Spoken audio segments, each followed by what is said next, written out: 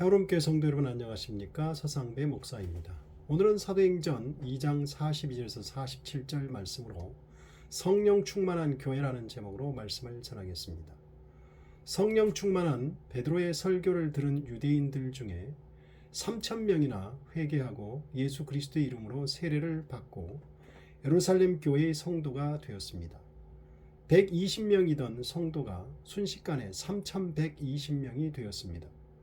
이 모든 일은 오순절에 강림한 성령님의 임재로 말미암아 일어난 것입니다. 예루살렘 교회 안에 성령이 임재하신 증거로 누가는 4가지를 제시하고 있습니다. 이 4가지 증거는 오늘날 교회 안에서도 일어나야 할 증거이기도 합니다. 첫 번째, 하나님의 말씀을 배우고 순종하는 교회입니다. 사도행전 2장 42절, 그들이 사도의 가르침을 받아 오순절 성령의 역사하심으로 인해 하나님의 교회에 새로운 학생들이 3,000명이 입학한 것입니다. 3,000명의 새로운 학생들을 가르치는 교사는 예수님이 임명하고 3년 동안 양육한 사도들입니다.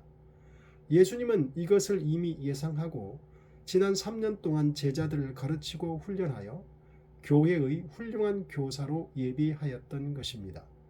사도들은 세례받은 3,000명의 새 신자들을 가르치기 시작했습니다. 여기서 우리가 주목해야 할 것은 강력한 성령의 역사를 체험한 새 신자들이 신비주의나 은사주의로 빠지지 않았다는 것입니다. 가장 우선적으로 한 것은 사도들의 가르침을 받는 일이었습니다. 성령 충만과 말씀 배움이 함께 가고 있다는 것은 매우 중요합니다. 왜냐하면 성령은 진리의 영이기 때문입니다. 요한복음 16장 13절에 그러나 진리의 성령이 오시면 그가 너희를 모든 진리 가운데로 인도하시리니 라고 말씀했습니다. 그리고 3,000명의 새 신자들은 그들이 성령을 받았기 때문에 성령만이 그들에게 필요한 유일한 교사이기에 인간 교사 없이도 신앙생활할 수 있다고 생각하지도 않았습니다. 오히려 그들은 가르침을 받는 일에 굶주려 사도들의 가르침을 원하여 꾸준히 받았습니다. 사도들은 성령을 통해 예수님이 행했던 표적과 기사를 많이 행했는데 이것은 그들이 사도라는 것을 확실히 증명해 주었습니다. 이에 새 신자들은 사도들의 권위에 복종하고 존경했으며 하나님을 두려워하여 경외하였습니다. 사도들의 권위 있는 가르침의 내용은 예수님의 죽음과 부활에 대한 증거와 예수님의 행하심, 사도들이 배웠던 예수님의 가르침 등이었습니다. 그리고 사도들의 이러한 가르침은 신약 성경이라는 최종적인 형태로 우리에게 전해져 온 것입니다. 그러므로 오늘날 교회는 사도들의 가르침을 신약 성경을 배움으로써 받는 것입니다.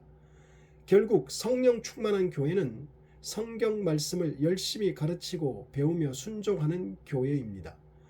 진리의 영이신 성령은 하나님의 백성들로 하여금 하나님의 말씀에 순종하도록 인도하시는 분입니다.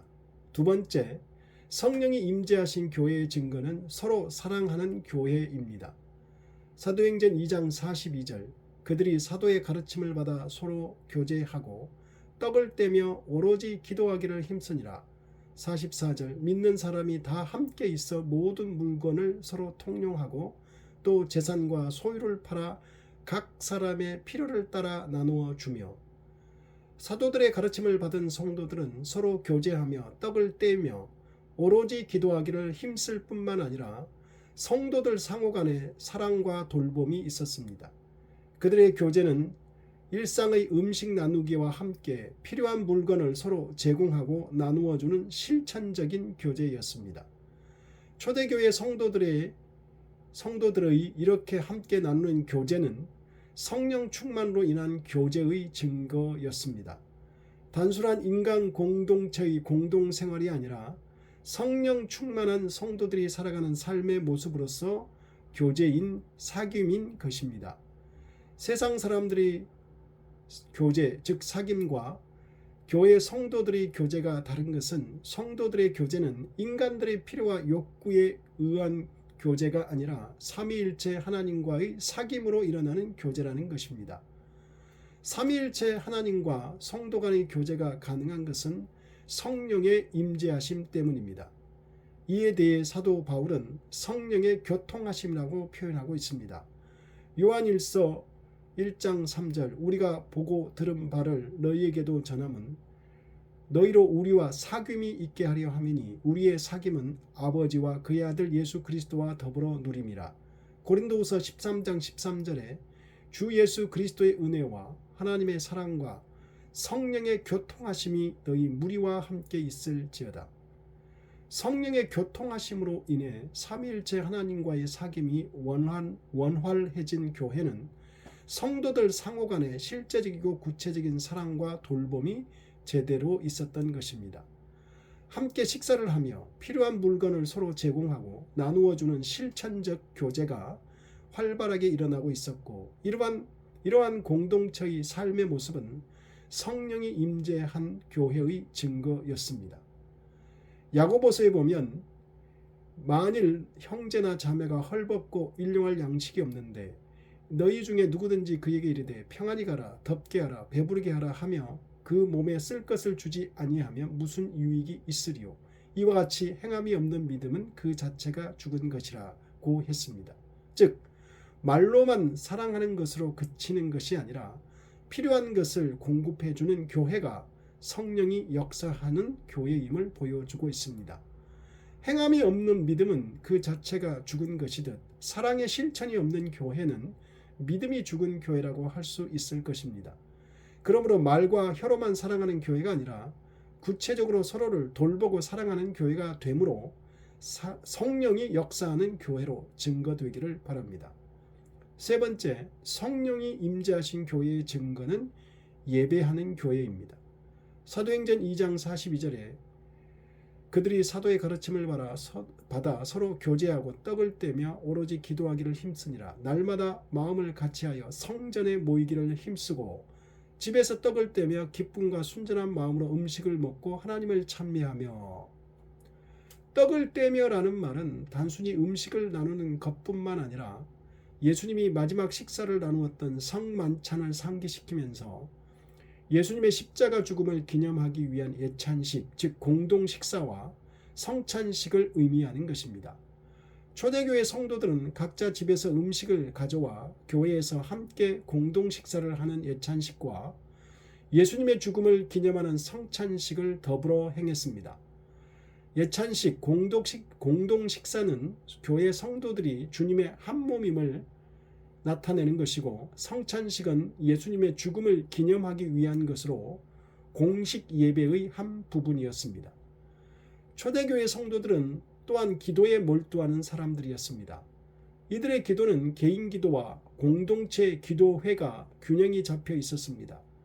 기도 시간이 되면 성전에 올라가 기도를 드리기도 하였고 교회가 핍박을 당하거나 선교사를 파송하거나 등 교회 공동체에 일이 생기면 함께 모여 기도회를 열었습니다. 예를 들면 사도들이 잡혀가거나 바울 일행을 선교사로 파송할 때, 교회 일꾼을 선출할 때 등 교회 공동체와 사역을 위해 함께 모여 일심으로 기도회를 하였습니다. 이렇게 교회의 공동 기도회는 성령이 하나 되게 하시는 증거였습니다.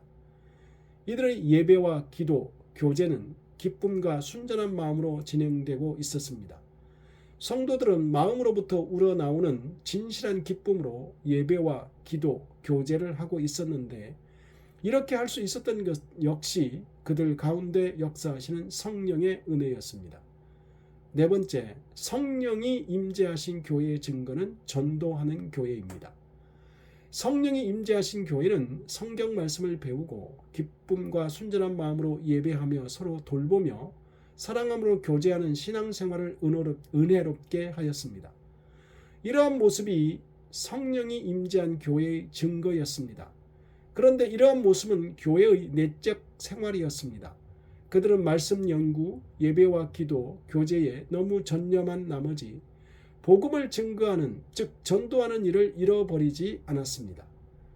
예수님은 성령이 오시기 전부터 성령이 오면 예루살렘과 온 유대와 사마리아와 땅끝까지 복음을 전하게 하실 것이라고 말씀했습니다.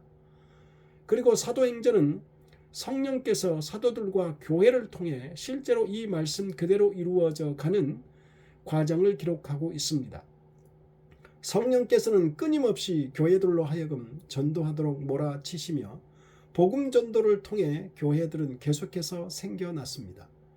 누가는 이 복음 전도 사역을 주께서 행하셨다고 기록합니다. 47절에 주께서 더하게 하시니라고 명확하게 기록합니다. 예수님은 사도들의 설교와 성도들의 증거와 그들의 공동생활에서 나타나는 감명 깊은 사랑과 온 백성에게 칭송을 받을 때 그들이 보인 모범을 통해 그것을 행하셨습니다. 그것은 바로 주께서 구원받는 사람을 날마다 더하시는 일입니다.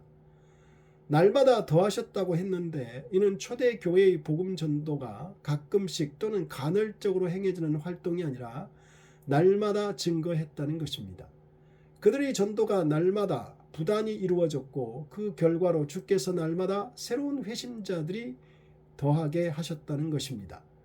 오늘 본문은 초대교회의 신앙생활을 명확하게 보여주고 있을 뿐만 아니라 오늘날 우리 교회가 어떻게 나아가야 하는가를 보여주고 있는 말씀입니다. 성경 말씀을 열심히 가르치고 배우며 기쁨과 순전한 마음으로 예배하고 기도하며 서로 돌보며 사랑하며 교제하고 날마다 부단히 전도하는 교회가 되는 것이 성령 충만한 교회의 증거입니다. 우리 해오름교회가 이러한 교회가 되기를 진심으로 기도하고 바랍니다. 오늘날 우리는 마가의 다락방에서 120명의 제자들이 기다려야 했던 것처럼 성령이 오시기를 기다릴 필요가 없습니다. 왜냐하면 성령께서는 오순절날 이미 오셨으며 그의 교회를 한 번도 떠나신 적이 없기 때문입니다. 우리가 할 일은 이미 오신 성령의 권위 앞에 순종하여 성령께서 권능으로 역사하도록 하는 것입니다. 그렇게 될 때 우리 교회는 성령 임재의 4가지 증거가 활발히 일어나게 될 것입니다. 그런 교회가 되기를 간절히 소망합니다. 기도하겠습니다. 하나님 아버지, 성령 충만한 교회의 4가지 증거가 우리 교회에 반드시 나타나게 하여 주시옵소서. 하나님께서 성령께서 역사하시도록 우리가 성령께 순종하고 말씀대로 살게 하여 주옵소서. 예수님 이름으로 기도드리옵나이다. 아멘.